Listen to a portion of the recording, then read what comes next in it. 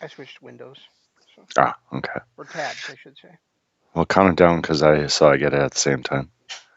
We're live right now, so there you go. Hey Oh, everybody, welcome to Dynamite After Dark here on LOP Radio and also on Kingdom of Honor's LOP YouTube channel. Um, and we are talking about, last week we kind of debated like what episode of Dynamite was this, and I did look up like right before I programmed it tonight, and there was 29 Wednesdays left of the year, which means that this must have been the 23rd episode tonight. nope. Tonight was the 24th. I counted it yesterday to make sure. That's hilarious. So when I I asked that, they probably were counting today as one of the 24 then. it must have been, yeah, because I counted last week was 23. This week is 24. So Well, I will have to edit the title of the show then, shan't I? or that one can be behind this time. Last week the other one was behind. So Didn't I call it 23 last week? yep. Last week you put 23. I put 22. So I had it right last week, and now I Yep. fucked it up for this week. So Yeah, because I when I was setting it up for see what happens when Patreon when you make me doubt myself, my friend. when I was setting it up for Patreon last night, I actually counted the weeks, and last week was 23. That's funny. So I thought I had it right all along, but Well, of course, because I miscounted the watch along we did. That's where I lost or miscounted. gotcha. Um, I really liked this show until the John Moxley stuff with Brian Cage. Then everything after that, it just kind of fell apart for me. I I really don't think that.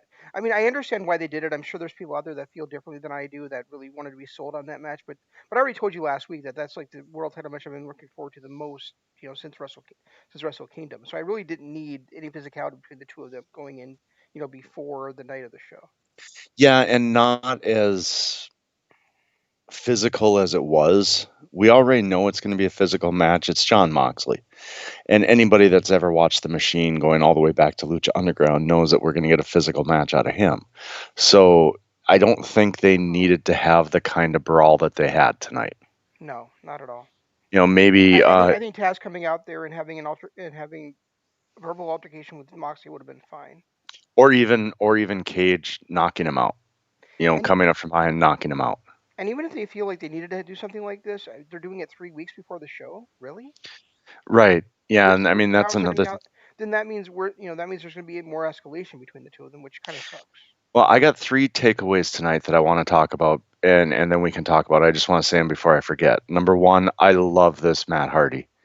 I don't know why nobody ever thought of mixing all the gimmicks together like this before. I love the fact that he switches gimmicks on a dime. He gets all three of his WWE gimmicks in. He gets the broken gimmick, and then he has a version of himself. And I love how he just kind of flips back and forth. Me too, because that's actually how multiple personalities work. Right, exactly. I mean, I don't know. My wife, is really into like reality TV type stuff, and there's a show on Hulu that actually features like a lady that has like 9 different personalities, and that's how it goes. Like, I mean, she really can't even force herself to change personalities. It just happens on a dime like that. Yeah, and I don't know. I don't know why, TNA, even WWE, when they had the chance, I don't know why nobody thought of doing this until now. But I'm so glad that we're getting this version of Matt Hardy now because I absolutely love it. Well, I think Matt had a lot of creative control over it when he was in TNA. So it may have been something that was like festering in his mind that he was like, well, it's not ready. It's not time to do that yet. I mean, really, I think really the deal is that he needed to have broken Matt Hardy fully formed as a Before character he could, before he could do something like this. I suppose, and then he left before he had a chance to really, form it.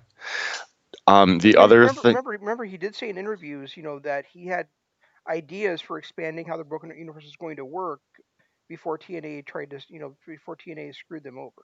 So, oh, and I suppose, and yeah, and they tried to hold um, the copyright for it and everything too. well, they tried to take what was it, 25% of Matt and Jeff's merch sales from any place they worked. That was Okay, that was the big thing that was the big thing that they did that the Hardys were like, we're not signing this. Are you out of your mind? You know. right. I think it's gold right now. It might be one of my favorite gimmicks in wrestling right now is the multiple personality mat. I absolutely love it. Yeah. Absolutely love it. The other thing that one of the other takeaways I had here tonight is with Fighter Fest being a 2 night show and Cody claiming to cut this pace that's never been cut before, blah blah blah. Um, if he doesn't defend the show or defend the title on both nights, it's all a moot point. Because his deal was it's an open challenge and he'll be out there on every single Dynamite. Well, Fighter Fest is a 2 night show that's airing on back to back Dynamites. So he should be out there on both Dynamites defending the title, or on both nights of Fighter Fest defending the title. Well, I don't think there's any argument that Cody is the ugliest TNT champion of all time. Um, but to, Are we really going to do that again? but tonight, it really I mean, I agree with you, but I mean, it really kind of, you know what this reminds me of now after tonight's match, where he decided he was going to imitate Kurt Angle at the end of it. It reminds me of, and actually the interview Cody had before the match talking about how he has to prove himself. This Right. reminds me of 2016 John Cena with the U.S. title, where he was going out there and having The the open the challenge open and the challenge, but with indie wrestling style matches, and proving that he could actually go in the ring and not just wrestle the five moves of doom type of matches. hey, I'm going to give And you know what? I really don't need um, Cody trying to prove that he's already loved by the fan base. He's already got a lot of people behind him. He doesn't need to do this kind of bullshit. you know what? And that's a silver and red piece of tin that means absolutely jack shit as far as I'm concerned. I know that we've been tough on So fuck Cody. it. I So know that we've been tough on Cody, and it's I'm not gonna back away from that. I still think he's a heel in face clothing, but I'm gonna give Cody credit tonight. We did not see the same match we've seen every other week, which has been something he's been really. Um, I've really been down on him lately about is wrestling the same match every time, and we didn't see that same match this week. I I will give him credit for that. what I'd really like to give him credit for is going in each week and facing off against a young talent and putting them and giving them a chance to get over by even though he goes over them getting over. Right, which But and which I would have done if they weren't setting up him against Jake Hager for Fighter Fest. for 3 weeks from now. He still has two or three, two defenses to have between then now and Yes, then. but the one that they're building for the future, the big match they're building, is not Right. against a young up and coming talent. It's against Jake Hager. Well, and it's not, and it's it's classic wrestling. They're not going to have that switcheroo where somebody beats Cody in the next 2 weeks, and then all of a sudden there's a new opponent against Jake. That's just not going to happen. No. So it kind of dulls down the amount of he should have given him the title shot next week. And it also just kind of like rolls into what you said last week that if they're going to do an open challenge, do an open challenge. Don't do this Yeah. thing where they're announcing matches in advance for that championship. Right, exactly. It's got to be a true open challenge if that's what you're going to call it. Whoever comes out first, that's who gets the title shot. And the third takeaway I had here is we've seen now 5 different versions of Matt Hardy. What's one version we didn't see? We have not seen his Ring of Honor version yet. And with the way he's forming young talent, trying to convince Sammy to come and join him, getting behind Private Party. Are we looking at a possible AEW version of the Kingdom from Ring of Honor, the original Kingdom? I don't know. Maybe that's an interesting point. Honestly, I think they have enough stables as it is, so I really don't need to see another stable right now. I do. But I think they do too, but I think most of the stables are just 3-man groups. There's not really, I mean, technically there's only 2 stables. I don't even view the Elite as a stable anymore because you've got the Bucks cutting another heel promo. You've got this discontent with Paige. It seems like Kenny's the only one that's still part of the Elite. The rest of them are just doing their own thing. So I don't even after look at arguing with the. me, so after you and I had an argument lasting almost the entire show a year ago that a stable has to be more than three people. Now you're saying a stable is more than three people. Oh no, no. The Because reason I when I said there's enough stables, you said, nah, I see it more as three-man groups. Well, yeah, because it's more like tag teams. I mean, I had to argue that point because two of my favorite all-time stables were only three-person stables. The Beautiful People from Impact and And Legacy. Legacy. Yeah. Yeah.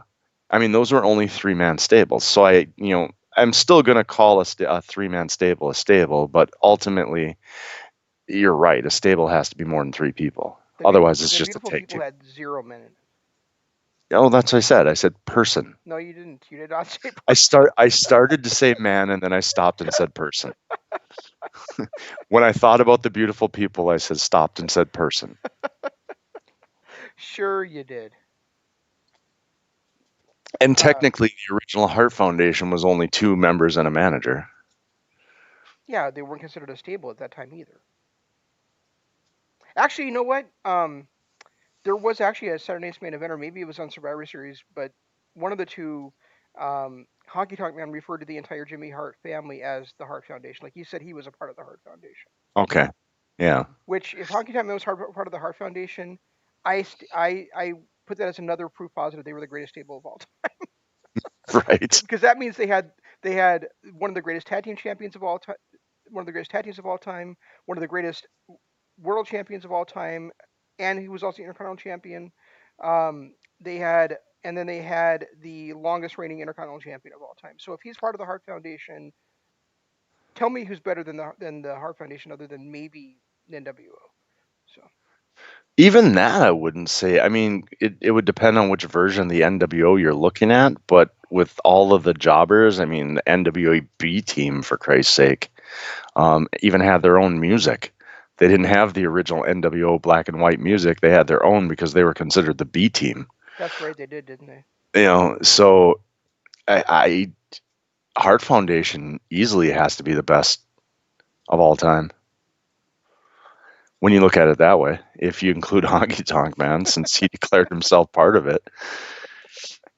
But anyway, and then but I thought about that today, and I thought that would be a really cool idea for them to do that. It kind of looks like that's what they're doing with Matt Hardy, kind of trying to get behind some of the young up and coming talent with Private Party, and then his speech with Sammy tonight. I really do like him being in that mentor role. You know, Yeah, and I think he's got a lot more value than just being an in ring. Not, I mean, he's still an outstanding in ring talent. Don't get me wrong. right.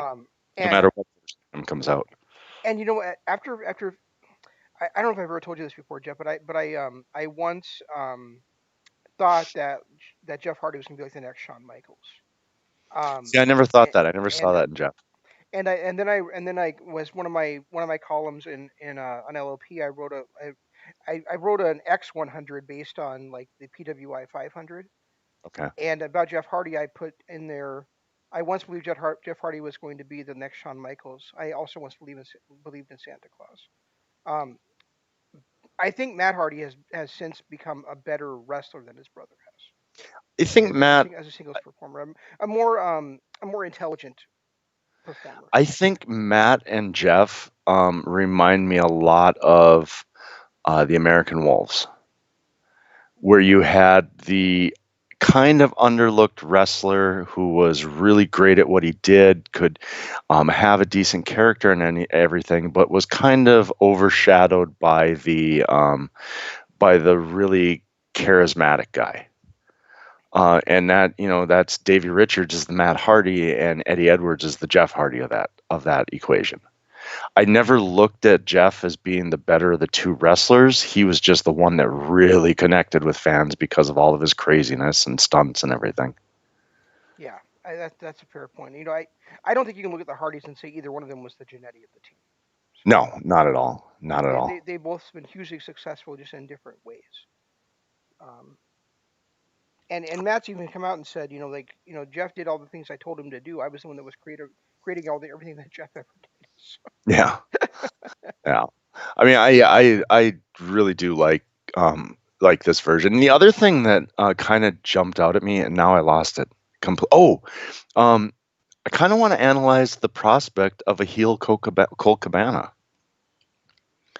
Or are they going to end up doing a kind of like Daniel Bryan when he joined the Wyatt family?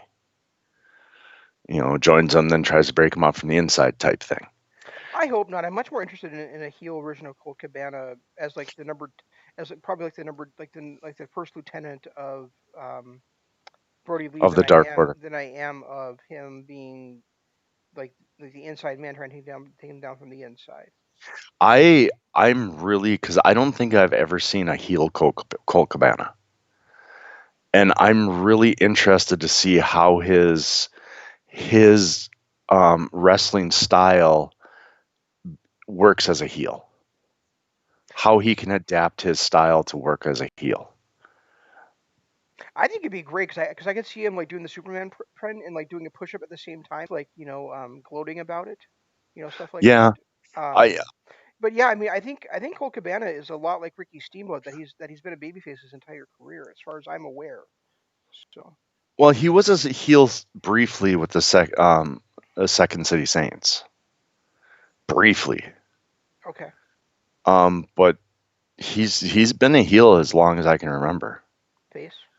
Or, yeah, sorry, I'm sorry, a face. And his in-ring antics and his interview style, everything is like that bleeding heart comedy face. So to translate to a heel stable is something I'm really interested in seeing.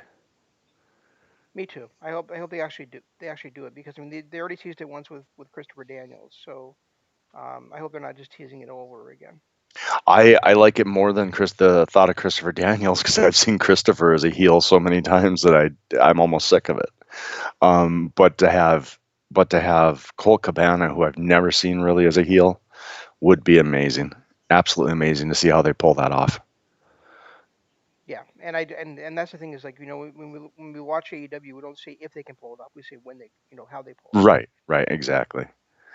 So you look at those things, and then on top of those takeaways that I got today, I mean, the matches themselves were great. FTR showed that they belong in the conversation. Then we got our standard heel promo from the Bucks again. Um, he was talking about how much better they are than everybody else. And then, so I mean, that match I absolutely loved. I thought that was a great match. Yeah, it was really good. I was a little bit surprised to see them use the spike pile drivers of the Shatter Machine. Well, what did they So call the Shatter Machine? The new name for it? Good Night Irene or something like that? Good Night Sweetheart. did they have a new did they have a new name for it? I didn't know they had a new name for it. Yeah, they kind of hit it in a weird sort of way. It wasn't their normal Shatter Machine, but it was definitely the Shatter Machine. And they called it Good Night Sweetheart, or yeah, Good Night Sweetheart. Oh, okay. I must have missed that. It was right before the Spike Pile Driver, Oh, literally okay. right before it. Okay. I see. And they didn't get the pin out of it. It got broken up by Butcher. Ah, okay. That makes sense then. Um, yeah, I really did enjoy that match, and I thought, I thought it was a great showing for Butcher and Blade too. I mean, Yeah, it looked, I think that, one of the great things about FTR is that they're so adept at making their opponents look good. And it's not like Butcher and Blade have looked terrible since they've been there. They've looked good in a lot of their matches, but I think this is their best match so far. With FTR in there, and in a lot of ways, I think they were mirror images of each other out there, which I thought was really awesome. yeah. It was nice seeing a tag match with two old school teams or two teams doing the same old school style. Right. We don't see anything like that very often anymore. The other thing that one thing I did notice about that is when Jericho had called uh, he had said at the beginning that it's nice to see two journeyman teams or two journeyman guys get a name for themselves here on a national stage. Yeah. And wait a minute, FTR, they spent the last 7 years in WWE. They've been on a national stage, Yeah. arguably a Yeah. bigger one than where they're at now. Yeah, actually, both the guys that were in there had got major pushes in national promotions before, Right, because the other guy, had that huge push in TNA that just never panned out for him. right. But Yeah, it made me laugh when he said that. yeah, it just it kind of piqued my interest, and I kind of smiled at that too. Yeah, and it was actually kind of fun to see both teams playing the heel a bit here too, and there really wasn't like a clear cut face team here, so it was really cool. I really enjoyed it. Yeah, when especially when Dax pulled the trunks right away at the beginning, and then grabbed the ankle of Butcher on off the side of the apron, and I like how they pointed out the fact that they were using the tag ropes, and I never even thought about that, but it's been so long since I've actually seen somebody, probably since man the '80s, since I've seen somebody standing there with both arms in the air holding the tag rope. Yeah, I guess I just it's not something I pay attention to, so I guess I really don't know. But I mean, it's not I something but it's also not something they really call attention to very often either. Well, it stuck out to me when I was watching him do it. I was like, God, I haven't seen that forever. And then Jericho announced it, or called attention to it. So I thought it was an interesting thing there too. That was something I hadn't seen before, or haven't seen in a very long time. Oh, you know what? JR did not bother me much tonight, but one thing that did bother me, the, Jericho talking. no, the one thing that Ross did say that bothered the hell out of me was when he said that Marq Quen's office was ad-libbable. His what? He said his offense was ad-libbable. Ad livable. Ad-libbable. Ad libable. Yeah. Yeah, I think they all had kind of some awkward moments this week. One thing that I did really like was Tony Schiavone doing the com or the reporter work. I can't think of the name of it, but when he was going to interview Billy Gunn, and then MJF came out Hmm. and cut his spiel, told him to stand there and be a good little mic stand. And then Yeah. while MJF was talking, did you see Tony mocking him? I didn't because I was actually feeding my dogs at the time. Oh my God, that was classic. He was while MJF was talking, Tony was kind of off mic, just mouthing the same words in an angry look on his face. It was pretty funny. I enjoyed it. I also love when Jericho said, what did he say to Excalibur? How do you say cannonball or do you want to do you notice how How you do you say it? can yeah, do you notice how you cannonball in Spanish, Excalibur? And he goes, no, enlighten me. He goes, I don't know. Yeah, that made me laugh. I don't know either. That made me laugh too. Jericho had a Um, couple of good one-liners. He was a little obnoxious during the first match. I think he was a little too pumped up, yeah, but he had a lot of good one-liners in and then this one again. when Excalibur also, like when they were talking about the upcoming, they were when they were introducing the Chelsea Baker vignette. Excalibur just kind of put his head down, put his head on his forehead, and just shook his head before going. I really love the Britt Baker stuff. I didn't really get too much behind the Darby Allin one this week. I liked it more when he was kind of the silent guy. I don't know what the point of watching him fail to do a skateboard trick so many times was. I guess this I think week's it's just that he perseveres and he keeps going till he gets it right or something. I don't know. yeah, this one just didn't resonate with me like the other ones have. I don't know. It just didn't have the same effect that some of the other promos he's had it did have had. This one was just kind of like, I don't get it. I said earlier, and I really mean this, that the TNT Championship is to me, as far as I'm concerned, just a red and silver piece of tin that doesn't mean anything. Right. But if it ever is going to mean anything, then the guy that has to beat Cody for that title to me is Darby Allin. You think so? I do. I think that he's already lost 3 times to Cody. I think that Cody building it up and he's making stars with it. I think Darby coming out of it and being made a star again in an outstanding match against Cody, but then finally getting that victory, getting that monkey off his back would make the title mean something to me.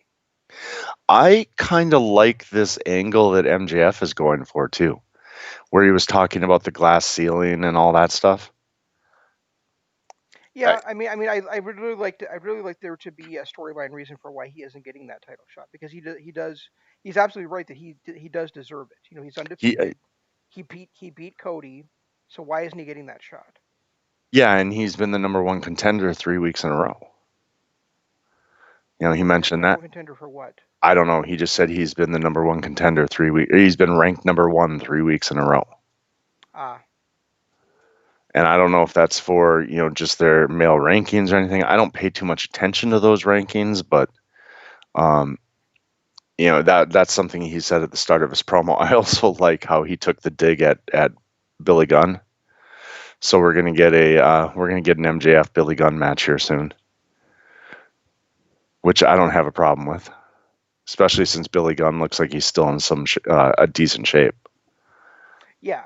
I think it'll be fine as just another way to build up MJF to have him go over a bigger name in the history of the business. That's and like you said, Gun can still go pretty well. Or even a match with Gunn and Wardlow, and maybe MJF putting over I can't remember his kid's name. Is it Lance? Lance Gunn? Austin. Austin Gunn. You know, having a good match against Austin Gunn wouldn't be a bad idea either. No, I was just thinking as I was saying that yeah, Gunn looks like he's in great shape, but also we saw him 3 years ago take on Tanahashi for the Intercontinental Championship, and that wasn't that good of a That match. no, it So really wasn't. But it was pretty brutal. But I think MJF is a you different type of also wrestler where Gunn will not be trying. Well, it won't be like one of those. They won't be trying to go for an epic contest like he and Tanahashi were going for. you also have Tanahashi, who is kind of a um, color by numbers wrestler. I mean, he's done great things for NJPW. I'll never deny that. But to me, he's always been that kind of script, color by number. This is um, his platform and the way he runs a match type of thing. And I don't see that out of Billy Gunn. But when I do see Tanahashi have great matches, it's usually against somebody who's a fantastic worker that can tell a similar story to him. And as much as I've loved Billy Gunn's character and his strength and his in-ring work, he's never been a fantastic in-ring storyteller. Okay, now you're putting me in a position where I have to defend Hiroshi Tanahashi. That just pissed me off because you rave about how great Ric Flair was, and that's what Ric Flair did. Every goddamn match was the same. You got to Um, realize Ric Flair was my childhood. when So, when and Ta- Tanahashi, I've been an adult. when Tanahashi does You're that, not wrong. You're not wrong. I'm not going to disagree with you. You're not wrong. Ric Flair was the same. And looking back at Ric Flair now as an adult, I see it. But Ric Flair always has that soft spot in my heart because he was my first love as a wrestling fan. where Tanahashi is better in that way is that he uses it to set up other things in other matches. I mean, yes, he usually has a style where he is going to be hitting those dragon screw leg whips, and he's going to be going for the for leg holds and the Texas cloverleaf. But then when he sets that up so well and he has these fantastic 5-star plus matches where he's inverting that and he's going against the grain is why he is so brilliant. So Yeah, I just from what I've seen is I've seen him have real stinker matches and then great matches, and it seems like all of his great matches are against really, really great workers that complement his style. I haven't seen him have a really, really great match against a guy like Billy Gunn. no, but they only had that one chance to work it and they worked two completely different styles too. So Right. um, yeah, I don't know. I mean, Tanahashi over Flair any day of the week. So And as an adult now, looking back at Flair, I can see the comparison. Flair to me has that special spot and always gets a little bit of more love because he was my first love.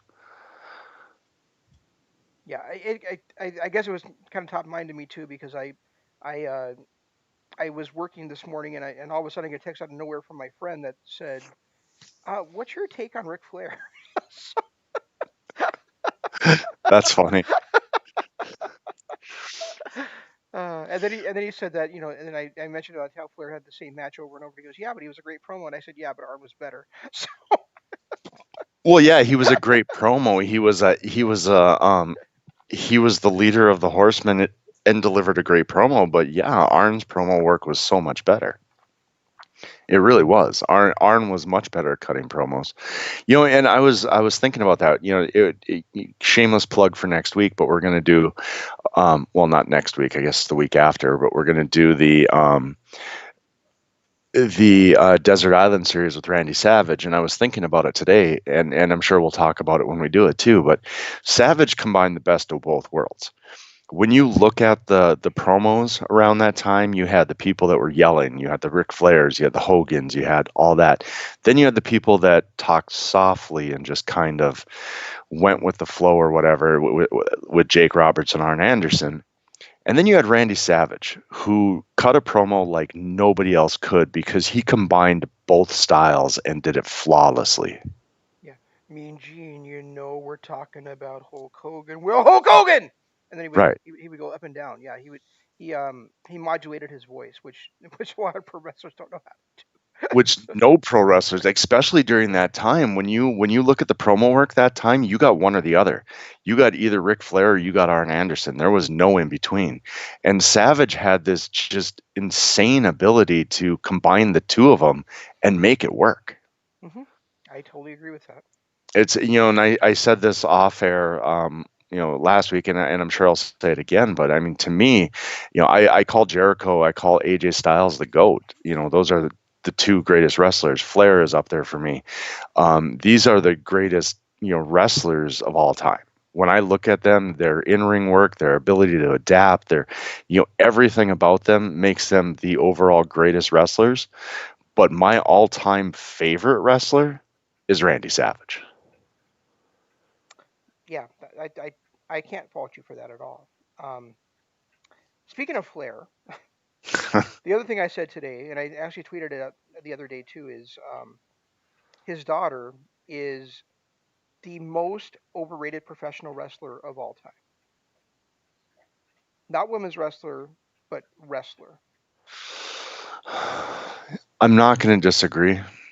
So, and I and think and out you of know what, the and when I say that, I know I'm gonna get a lot of haters, but Charlotte Flair is a good wrestler, but she's not a great wrestler, and she's certainly not the best woman of all time, like a lot of people say she is. and So I that's think so that's why I think that honestly, that's why I think she's so goddamn overrated. out of the four horsewomen, I think she was the third best of the four. I still will put Sasha and Becky Lynch above her any day of the week. I'd probably put Bailey above her too, I don't know if I'd honestly. put Bailey above her, but I'd definitely put Sasha and Becky Lynch above her. Yeah, I mean, I I'm not even that big of a Bailey fan, but I just don't know. I mean, I would say that even if Bailey's not better, then she's on the same level as her. Oh, I'll give her the same level. I'll give her. I won't say she's better because I've seen Bailey have some stinkers, and I don't know that Bailey has ever really grasped. Well, I guess during her heel run lately she has, but up until this, I don't know that she ever really grasped her character. And I think as far as just overall, both Becky and Sasha in my mind are better than Charlotte. Yeah, I agree, and I'll take Alexa Bliss over any of them except for Becky. So You'll take who? Alexa Bliss over any of them except for I Becky. I'll take Alexa Bliss over everybody. I don't even care. You can throw anybody at me. Maybe Rebel. This new Rebel on I 80 I AEW. meant I meant as an overall professional wrestler. Oh, okay. All right. Yeah, I mean, you could do so many things with. Oh, speaking of that, Did you see how flexible Penelope Ford was on that fisherman suplex? Yes. What the hell? She was like a contortionist. Her feet were almost touching her head on that. Right? I saw that too, and I was like, wow, that's impressive. And that brings me to another thing too. Sammy Guevara, when he got I don't know what the move was that Colt did to Yeah, him. I know you're in love with Sammy Guevara, but I didn't not know it was all the way to the sexual level. Wait, what? Well, we were talking about the flexibility of Penelope Ford, and you said, speaking of that, Sammy Guevara. No, did you see the way that he I don't know that there's a better seller. I mean, people used to rave about Dolph Ziggler and how well he sold. I think Sammy's on that same level. The way that he sold that whatever hit that I can't remember what the hit was, but the way he it buckled Sammy and he like just fell over with his knees bent behind him. Yeah, I don't remember either. And you know, the you look back at the super kick from Matt Jackson and just the way that he sells in the ring. I think he's one of the better sellers in the business right now. I'm not going to disagree with you on that. I mean, I think he's absolutely um, proving himself every single week as being one of the best up and coming talents in the professional wrestling business. Oh, absolutely, and he's improving. I mean, he was good on the mic, but he's getting better. You know, his comedy is starting to get on the level of a young Chris Jericho. You know, and he performs in the ring. Yeah, and he has the creativity of a young Chris Jericho too. I think you hit the nail on the head with that. I mean, I think the tendency has always has been from what people we've seen to say, oh, he reminds me of a young Eddie Guerrero. But I think a lot of that is just because he's Latin. Whereas in my opinion, he does resemble Jericho more in the ring, more in his creativity, more in his promo ability than Eddie Guerrero. Yeah, I mean So I think you hit the nail on the head when you said that about 2 months ago. Eddie is fun, but Eddie never had the um, you know, all you have to do is look back at Jericho's run as a cruiserweight champion in WCW in what '98, and that's where I see Chris. That's where I see Sammy Guevara Yep. is in that run. Yep. So, all right, well, I got nothing more to say on this one. I don't know if you do. And I think that's why you and I, we're so adamant that he should be the first TNT champion, because I think that he would have been so great in that role the way Jericho was with the cruiserweight strap.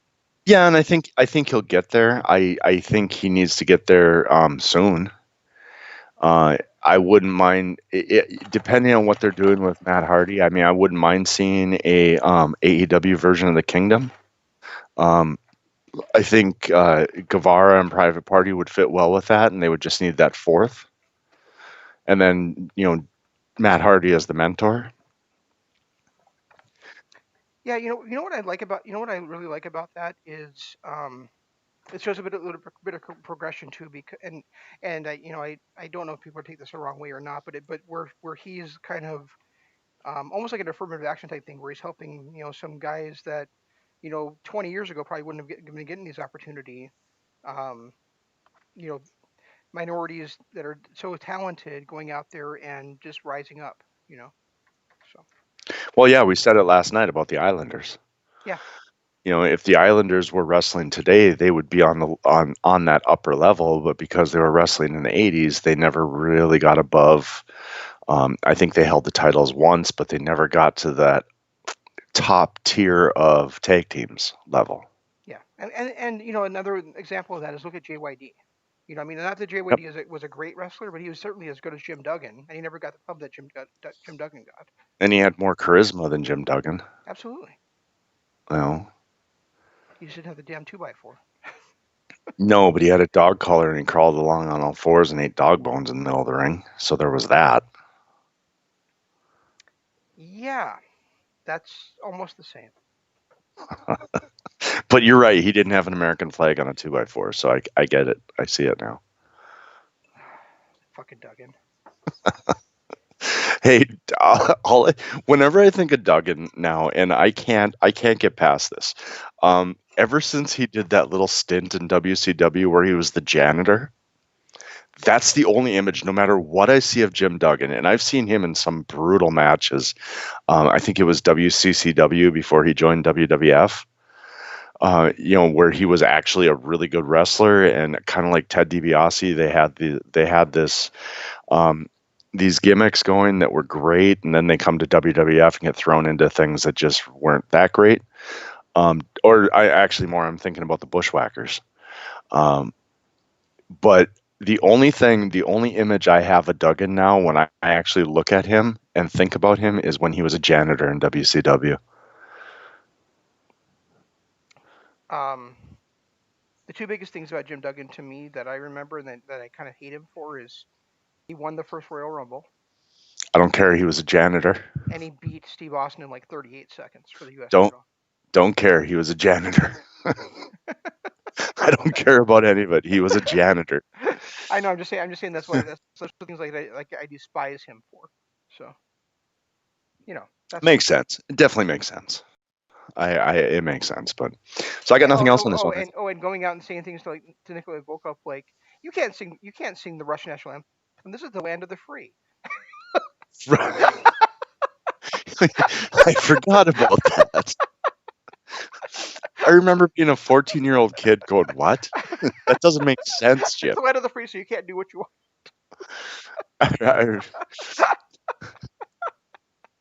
yeah, yeah. Okay. All right. So, you guys, if you're listening to us on YouTube, we're on two different channels. Do us a favor, go like them both, subscribe to them both, ring the notification bell for both of them. We actually do this on our personal channel. Well, on both channels twice a week with Kingdom of Honor on Tuesdays and then Dynamite After Dark on Wednesdays. And then on our personal channel, we take a look at pop culture, try to do it as often as possible, but at least once a month. And And then, and this past Monday we did. Jeff made me watch this movie on Netflix called The Last Days of American Crime. So we guys, watched go that listen to it on. and find out what kind of a liar he is. Shane made me watch the worst movie I have seen in 10 years. And we reviewed it. So there's that. So you can go get our take on that too. But that's on our YouTube channel. It's The Last Days of American Crime. We did it just this last Monday. And also on our Patreon, I put them up last night. A brand new look at another Ring of Honor pay-per-view. This time, probably one of the best put together pay-per-views I've ever seen. In 2011 Final Battle, you got a great look at Kevin Steen and what's to come in the next year, and some other just really good stuff there. So head over to our Patreon too. It's patreon.com/Kingdom of Honor. Small donation lets you into our archives. Donations really help us out to keep this thing going, and it also you get some good content. You get content, basically every show Shane and I have ever done, all the way back to 2014 when we started doing this. Something like that, yeah. Yeah, so I mean, there's a lot of content on there, a lot of content.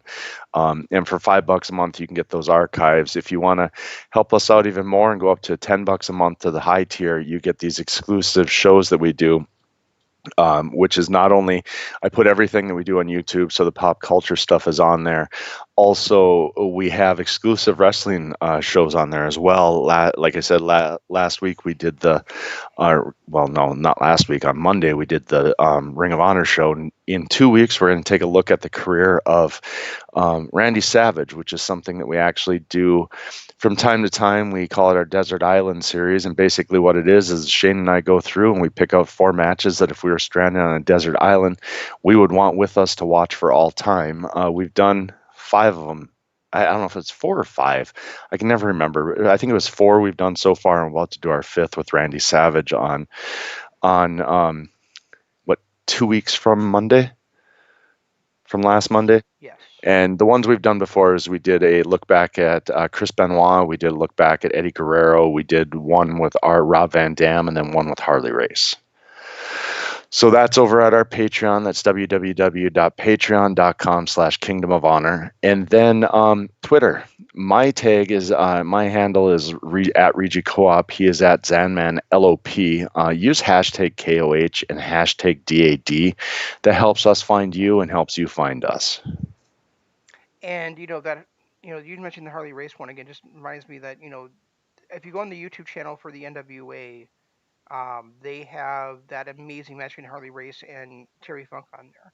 Yeah, I saw that today. It's like I think it's like a 50-minute match. So take grab a couple pieces of pizza, grab a glass of Coke or whiskey or whatever, and just sit back and treat yourself to that because it really was a phenomenal match of two masters just going at it. And at that time, Harley was at his best, his absolute best. He was a heel. He was a better heel than I think most heels are today. And this was a Terry Funk that was a technical master, not the hardcore guy you'd see 20 years later. So. Yeah, no chainsaw Charlie out of him. um, next week on tomorrow night is IMSA Radio Adventure, where I'm sure he'll be talking about this past week's takeover. Maybe the return of New Japan. Who knows? And I don't know if you saw, Jeff. They're not announcing the card for the June 15th show until right at bell time. So You um, do so realize they're that basically Imp is taking this as a personal birthday gift from NJPW. The fact that they're coming back on his birthday, I'm sure he is. so And he's made it known that that's a personal gift to him. but I think it's really cool that they're treating it like a New Year's Dash type situation, like resetting what they were doing for the year. So um, and then on and this weekend will be WWF The Legacy Series, continuing their march through 2018 to I'm sorry to through 1988. Wow, to WrestleMania 4. And then next week on Tuesday with Dynamite with Kingdom of Honor, we will be talking about the first ever Ring of Honor show. The An era of honor begins from I can't remember the date, but 2002 with the main event of Loki versus Christopher Daniels versus Brian Danielson. So I'm really excited to watch this. yeah, and also one of Eddie Guerrero's 4 Ring of Honor appearances as he takes on Super Crazy. So um, fun stuff. Um, that's all we've got. We'll try to do better next time. This is Shane saying long days, pleasant nights, and Jeff saying Goodbye.